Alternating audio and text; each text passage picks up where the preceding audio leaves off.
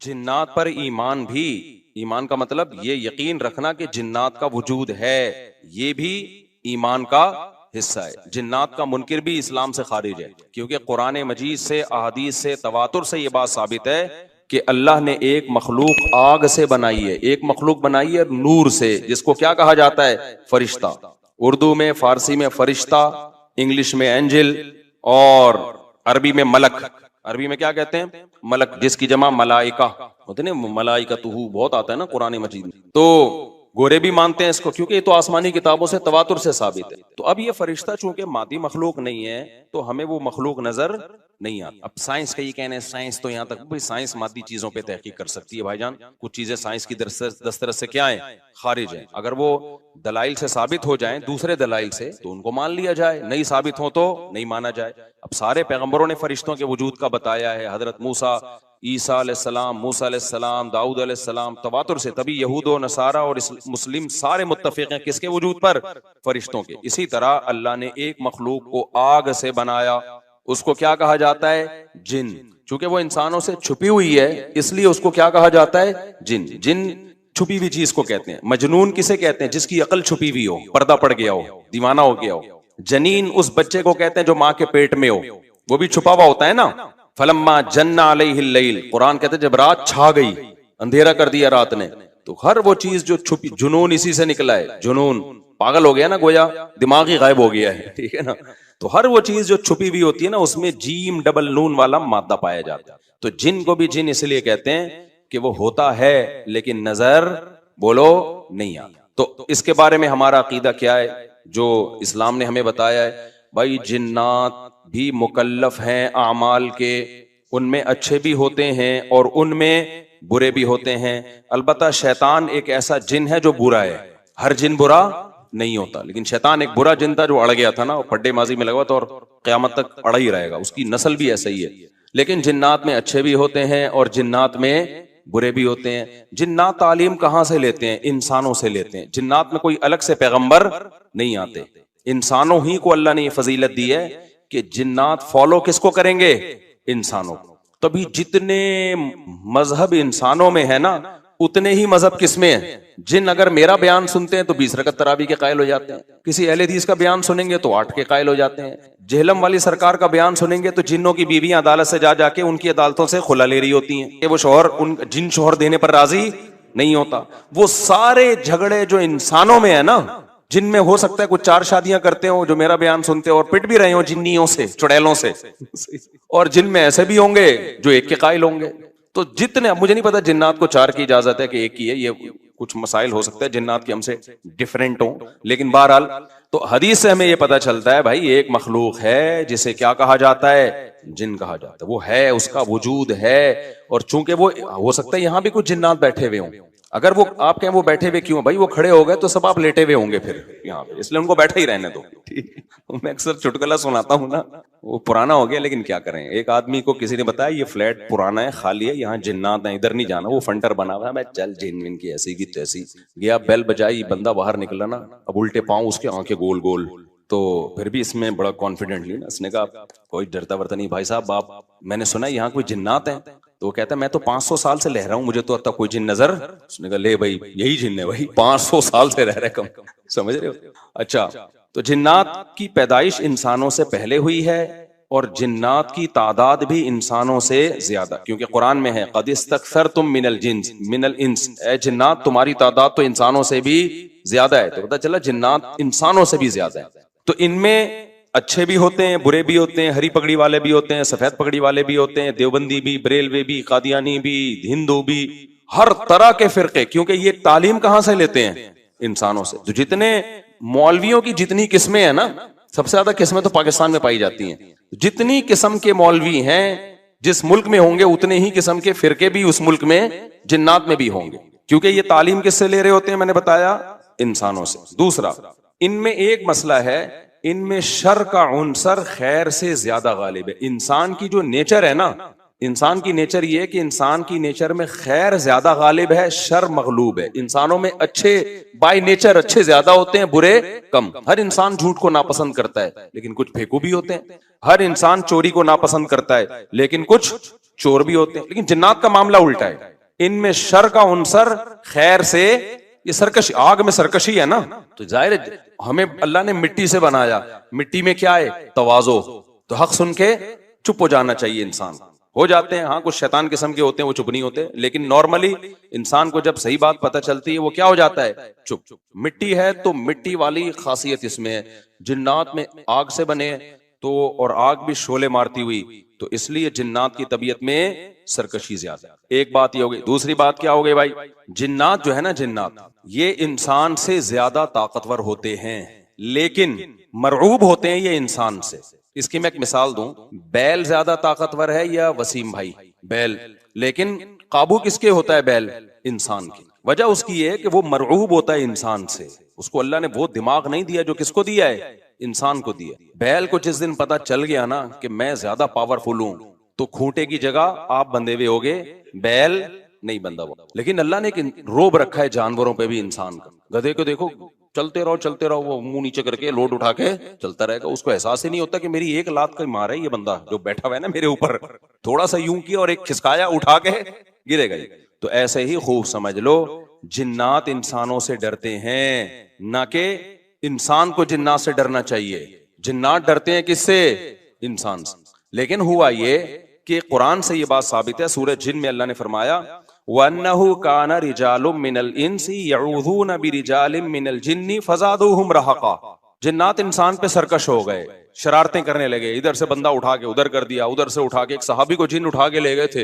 हजरत उमर रजी अल्लाह ताला अन्हु के दौर में एक खातून का शौहर गुम गया, तो उसकी बीवी आई हजरत उमर के पास कि मेरा मियाँ है ही नहीं, पता नहीं कहाँ गया। हजरत उमर ने 4 साल के बाद ना उस खातून का निकाह फस करा दिया। ये इमाम मालिक की दलील है कि 4 साल के बाद निकाह फस हो सकता है। इमाम अबू हनीफा के जो फतवे हैं ना, ज्यादातर उन्होंने हजरत अली और अब्दुल्ला बिन मसूद को फॉलो किया। वजह उसकी है कि वो कहते थे कि, यानी जो इस बारे में हनाफ कहते थे, हजरत अली ने तीनों खुलफा का जमाना भी देखा है और नबी का जमाना भी, तो उनका इल्म बाकी तीनों खुलफा से ज्यादा है। इसलिए फिक़ह हनफी में हजरत अली और अब्दुल्ला बिन मसूद को बहुत तरजीह दी गई है। जहां टकराव होता है ना बाकी खुलफा और सईदना अली में, तो वो तरजीह किसको देते हैं, क्योंकि हजरत अली इन तमाम महफिलों में, इन फतवों में तीनों खुलफा के साथ होते थे, तो वो सबके दलाइल भी जानते थे, और उन पे फिर बाज़ चीजों से सईदना उमर ने रुजू भी किया है हजरत अली के कहने पर। तो उमर कम थी ना, इल्म हासिल करने का मौका उनको ज्यादा मिला। तो इसलिए हजरत अली का मौक़िफ़ जो मैंने खुला वाले उसमें रिकॉर्ड करवाया कि भाई नहीं, जब तक हमें पता नहीं होगा मर गया है, कहाँ गया, तो हम कैसे निकाह खत्म कर दें। बहरहाल हजरत उमर ने का ये कौल था, तो मालिकी फिक़ह में है, तो फिक़ह हनफी ने भी इसमें फिक़ह मालिकिया पे फतवा दिया है। तो 4 साल उनको उन्होंने निकाह क्या करा दिया, हजरत उमर ने खत्म करा दिया। वो बंदा आ गया थोड़े दिनों में। तो रिवायत में आता है हजरत उमर खौफजदा हो गए ना कि भाई एक बंदा कह रहा है मेरी बीवी आपने किसी और को कैसे दे दी। तो हजरत उमर ने फिर कहा, भाई अब तुम्हारे पास 2 ऑप्शन है, या तो तुम्हारी बीवी हम तुम्हारे हवाले कर देते हैं, या फिर मेहर ले लो, उसको तलाक दे दो। यानी हजरत उमर ने भी उस पुराने निकाह ही को बाकी रखा है कि भाई असल तो उसी की है ना, तो इसलिए अब मेहर लेके छोड़ दो उसको। मकसद यही होगा कि हम उसका वहीं निकाह करा देते हैं। या दूसरा ऑप्शन ये है कि ठीक है भाई अब तुम्हारे ने, उसने कहा नहीं, अब जाहिर है अब किसी और मर्द के पास चली गई है, तो इंसान को इसमें गैरत भी आती है ना। उन्होंने कहा नहीं, मेरा मेहर मुझे वापस कर दें, अब उसी के साथ रहे, ठीक है ना। फिर हजरत उमर उससे पूछने लगे हुआ क्या था। उसने बताया जिन उठा के ले गया था। मुसन्नफ अब्दुल रज़ाक या मुसन्नफ इब्न अबी शैबा की रिवायत है, जिन उठा के ले गया था। तो बाज़ दफा ऐसा होता है कि इंसान को जिन बोलो इगवा कर लेता है। तो कुरान क्या कहता है, लेकिन आप लोग के साथ नहीं होगा, खुदा का वास्ता जिन्नात को ज्यादा लिफ्ट ना कराओ। सेटअप हमारा बर्बाद हो गया इस चक्कर में। सहाबा में भी एक वाकया हो गया ना, ये थोड़ी कि हर घर में जिन ये कर रहा है, दूसरे घर में जिन वो कर रहा है, तो तीसरे घर में जिन नंदों को लड़ा रहा है, चौथे घर में जिन सासों को लड़ा रहा है। हमारा तो पूरा प्रोग्राम यहीं से शुरू होता है, यहीं पे खत्म होता है। एक आध सैकड़ों में कोई हो सकता है जिन उठा के ले जाए, फिर वापस भी करके मेरा ख्याल है दे गया। अच्छा, तो कुरान में सूरह जिन में आता है अन्नहु कान रिजालु मिनल इंस, जिन्नात ने खुद ही ये बात कही कि हमसे इंसान डरने लगे और हमसे पनाह लेने लगे। यऊज़ूना बिरिजालिम मिनल जिन्नी, हम जैसे अल्लाह की पनाह में आते हैं ना मुसीबतों से बचने के लिए, आऊज़ु बिल्लाही हम कहते हैं अल्लाह मैं तेरी पनाह में आता हूं, तो लोगों ने क्या किया था, मुशरिकीन ने जिन्नात की पनाह में आना शुरू कर दिया कि जिन्नात हमें मुसीबतों से बचाएंगे। तो जब जिन्नात को यह लगा ना कि हम डरते हैं इंसान से और ये हमें इतनी वैल्यू दे रहा है कि ये मुसीबतों से बचने के लिए हमारा सहारा ले रहा है, तो इस चीज ने जिन्नात को इंसानों पे सरकश बना दिया और जिन्नात अपनी औकात से बाहर निकल गए। ये बिल्कुल ऐसा ही है जैसे कमजोर सा बारीक सा टीबी का मरीज हो और मोहल्ले के बदमाशों के दिमाग में किसी ने जाकर डरा दिया कि भाई ये देखने में ऐसा लगता है, अंदर से ये बहुत जरखेज है, बहुत खतरनाक है। बार बार जब ये प्रोपेगेंडा होगा तो वो जो पतला सा है ना, उसको भी एहसास होने लगेगा शायद मैं वाकई में कोई बहुत बड़ा फंटर हूं। वो भी सीना चौड़ा करके चलना शुरू कर देगा। किसी दिन किसी ने एक चपट लगाई तो ढेर हो जाएगा वो। तो जब इंसान की नाजायज तारीफ होती है, वो अपने बारे में गलतफहमी में मुब्तला, तो जिन्नात भी अपने बारे में ये समझने लगे कि यार ये इतने बड़े बड़े इंसान जो क्या क्या चीजें इजाद करते हैं, लोहे को पिघला के तलवारें बना ली इन्होंने और जहाज इजाद कर लिए, रॉकेट इजाद कर लिए, ये कर लिया वो कर लिया, तो ये हमसे डर रहे हैं। ठक ठक ठक ठक, बड़े बड़े साइंसदान भी हमसे कांप रहे हैं कि पता नहीं मुझ पे किसी ने कुछ कर दिया है और ये जिन्नात ये कर सकते हैं। तो जिन्नात को लगा कि भाई ये इससे खेलो, इससे क्या करो, जैसे आपके जेब में बंदूक नहीं है लेकिन कोई डर रहा है। हमारे एक दोस्त के साथ क्या हुआ, एक डाकू आया, वो डाकू भी कोई बेचारा नया नया डाकू बना था, बेचारा तो नहीं कहना चाहिए डाकू हम वक्त को। तो इन्होंने क्या किया, यूं किया ना, यूं, ये रफी भाई का किस्सा है, हमारे रफी भाई ने बचे हुए अल्लाह इनको बचा के रखे, वरना हरकत इन्होंने ऐसी की थी कि अब तक डिलीट हो चुके होते ही है, क्योंकि ये डाकू आजकल ऐसे नहीं है यूं करो तो भाग जाएं। तो इन्होंने क्या किया, उंगली से ना यूं, वो समझा पिस्टल है, बस यूं यूं दिखाया, वो भाग गया। तो मुझे आके बता रहे हैं कि डाकू आया था, मैंने जेब से यूं किया, यूं। मैंने कहा रफी भाई कोई दुआएं काम आ गई हैं आपके। अभी परसों फिर 2 बंदे डाकुओं ने शहीद कर दिए, 2 बंदे जवान गुलशन मेमार में। एक के तो जबड़े में गोली लगी है, बहुत बड़े ताजिर थे वो, ये हमारा गार्ड है ना, इसके पीछे नमाजें पढ़ी है उन्होंने, वो तो जबड़े में गोली लगी है, मुंह के अंदर घुसी है, वो तो हॉस्पिटल में एडमिट है, उनके साथ तो दूसरा था वो तो शहीद हुई, परसों की बात है। तो मरते रहो, तुम्हारी किस्मत में यही है भाई, जब तक एहतजाज नहीं करोगे ना, इनके खिलाफ निकलोगे नहीं, इनके घरों को घेरोगे नहीं, धरने मार के बैठोगे नहीं ना, बद्दुआएं 27वीं रात को उठ उठ के रिकॉर्ड करवा के नहीं दोगे, उस वक्त तक कराची के मसले हल होने वाले।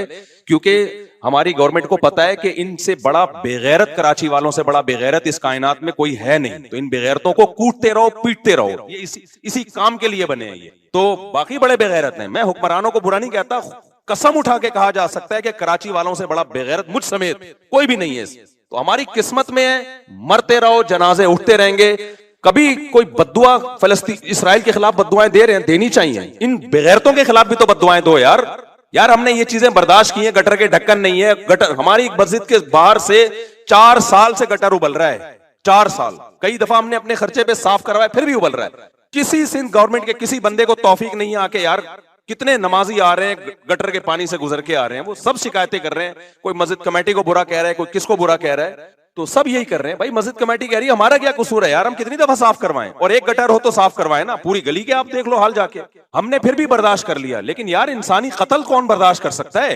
हर दिन 4, 6, 5, 10 जवान मौतें कराची में हो रही हैं, जवान मौतें, जिनके घरों में जनाजे उठते हैं, उनसे जाके पूछो क्या हाल होता होगा। लेकिन ये कौम बेहिस है, ये सड़कों पे नहीं निकलेगी, इसकी किस्मत में है कि पिटो मरो, तुम्हारी किस्मत में है ये। तो भाई निकलो, जाके घेरो यार इन हुक्मरानों के घरों को घेरो, इन्हें बोलो बगैर तो ये इंसान है, ये गधे घोड़े नहीं यहाँ पे रहते हैं। हर जब मैं मस्जिद से निकलता हूं ना, फिर खबर आती है 2 बंदे आज वहां कत्ल कर दिए, 3 बंदे, और सारे अपने रिलेटिव होते हैं, कोई फलाने का फला जानने वाला, कोई उसका। ये दुनिया के किसी मुल्क में ऐसी धांधली होती है क्या यार, दुनिया के किसी मुल्क में ये बेगैरती होती है। तो मारे खाते रहो, मरते रहो। भी परसों जमात इस्लामी के किसी कारकुन को शहीद कर दिया, कितने नेक आदमी थे वो, कितने उनके चेहरे पे कैसी रौनक थी, क्या घर में उनके कोहराम में छावा होगा यार। जरा जरा सी बात पे बंदा मारना इनके लिए। पिछले साल स्वीडन से एक मियां बीवी का जोड़ा आया हुआ, बच्चा छोटा साथ में, स्वीडन से चंद दिनों के लिए आए थे वो कराची। बीवी के सामने जवान शौहर की लाश तड़प रही थी। बच्चे पे क्या गुजरेगी जो अपने बाप को इस तरह से मरता हुआ देखेगा। तो इंतजार करो अपनी बारी का, और कुछ भी नहीं है। और ऐसी बेहिस कौम है ना, जो मरता है वो भी एहतजाज नहीं करता, उसके भी रिश्तेदार आराम से बैठे हुए होते हैं। यार सोशल मीडिया पे एक तूफान खड़ा कर दो, गालियां दो इन हुक्मरानों को, सोशल मीडिया पे गालियों का ना एक सिलसिला शुरू करो, तो उसके बाद शायद ये बेगैरत थोड़ा सा हिल जाएं, थोड़ा सा हिल जाएं। ये नहीं हिलेंगे भाई, क्योंकि इनका कोई बंदा, ये तो पूरी पूरी गाड़ियों के साथ गाड़ों में घूमते हैं, इनको थोड़ी कोई मसला होगा। इनके तो पूरे पूरे, आपको पता है, ये होश इन्हीं के बंदे तो होंगे जो मार रहे हैं, पता जाता है इन कमबख्तों को, पुलिस को आप बुरा नहीं कह सकते, पुलिस के बस में जितना है पुलिस कर रही है। मैं तो पुलिस वालों से भी मिला हूं भाई, उनके तो फिर भी जितना उनके बस में है वो कर रहे हैं, उनके इख्तियारात महदूद हैं। कितने पुलिस वाले डाकुओं को मारने पर जेल की सलाखों के पीछे चले गए, कितने पुलिस वाले चले गए। कानून आपका ऐसा है, इसलिए दबाव डालो इन लोगों पर कि इख्तियारात किसके हवाले करो, कराची के रेंजर्स के हवाले कर दो। कम से कम एक रिलायबल इदारा तो है ना, उसको इख्तियारात दे दो भाई पूरे। हमें सिविल गवर्नमेंट नहीं चाहिए, लानत भेजते हैं इस गवर्नमेंट के ऊपर। हर दूसरे दिन यार कोई बंदा मर रहा है, कोई कत्ल हो रहा है, गजा बनाया हुआ तुम लोगों ने कराची को, तो इख्तियारात कोई आवाज ही नहीं उठा रहा इस पे।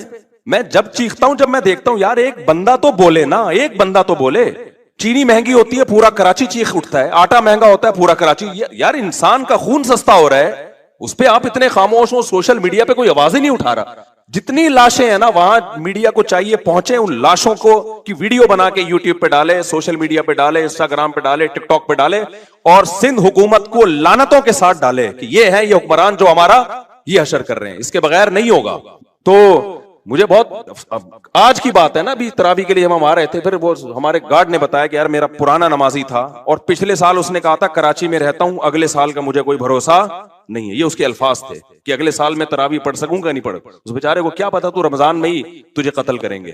तो ये हो रहा है मेरे भाई हिसाब, और ये हमारे हम ही हैं, इस काबिल को होना चाहिए हमारे साथ ऐसा, समझ रहे हो। खुदा ने आज तक उस कौम की हालत नहीं बदली, न हो जिसको ख्याल आप अपनी हालत के बदलने का। तो कराची वालों के मुकद्दर में जिल्लत है, क्योंकि हम हैं जलील, ठीक है ना, मुझ समेत मैं अपने आप को भी दाखिल कर रहा हूं इसमें। हम जलील कौम है, हमारी कसूर ही है कि हम कराची में रहते हैं, और ये टुच्चे किस्म के हुक्मरान हम पर मुसल्लत है। ये कत्ल होते, ये पंजाब में होता ना, खुदा की कसम इतनी नौबत नहीं आती। पंजाब वाले इतने बेगैरत नहीं है, वो उठ खड़े होते। इतने कत्ल अगर वहां हो रहे होते, केपीके में होता, वो खुद कूटते डाकुओं को पकड़ के, खुद महल्ले के लोग जमा हो जाते, वो खुद ये सब कुछ करते होते, ऐसी की तैसी। ये हमारा मुकद्दर है भाई जिल्लत। तो गटर के ढक्कन नहीं है, हम बर्दाश्त कर रहे हैं। कचरा खाना, कुंडी भंगी खाना बना हुआ है कराची, बर्दाश्त कर रहे हैं। लेकिन यार इंसानों का बहता हुआ खून हम बर्दाश्त बोलो नहीं कर सकते। कल तुम्हारे घर में भी हो सकता है। 2 साल पहले एक बूढ़ा आदमी इसी मस्जिद में, मेरा नमाजी, 4-6 बेटियां उसकी, एक इकलौता बेटा जवान जो अभी कमाने के काबिल हुआ था, 24 से 25 साल उम्र, मैरिड, उसको डाकू ने गोली मार दी। वो बाप बेचारा ऐसे ऐसे कांपता हुआ मेरे पास आता ना, मैं क्या सब्र की तलकीन को। कह रहा मेरा एक ही घर में कमाने वाला लड़का था, एक मोबाइल पे जरा सा कुछ पता नहीं क्या किया होगा, उसको मार दिया उन्होंने। और फिर क्या हुआ है उसका, वो पकड़े गए डाकू ना।